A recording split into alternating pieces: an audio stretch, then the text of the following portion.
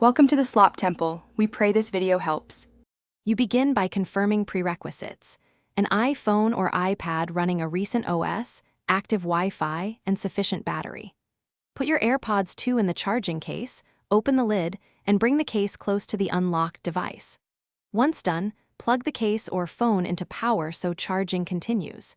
You do this because firmware installs automatically only when the AirPods are connected, charging, and in range. Now watch your device's Bluetooth list for the AirPods name and keep everything still. You now trigger the update process by ensuring the AirPods show as connected in settings Bluetooth and that the case is open and charging. Make sure your iPhone remains unlocked and nearby. The update happens silently while the AirPods maintain a persistent connection. Once started, avoid toggling Bluetooth or moving the case far away because interruptions can stall installation. If you want to check, view the AirPods firmware version in settings. Otherwise, be patient. The system usually completes this in about 15 to 30 minutes.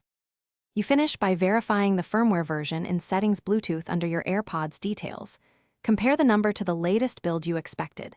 If the update didn't apply, reset the AirPods by holding the setup button for about 15 seconds until the LED flashes amber then white.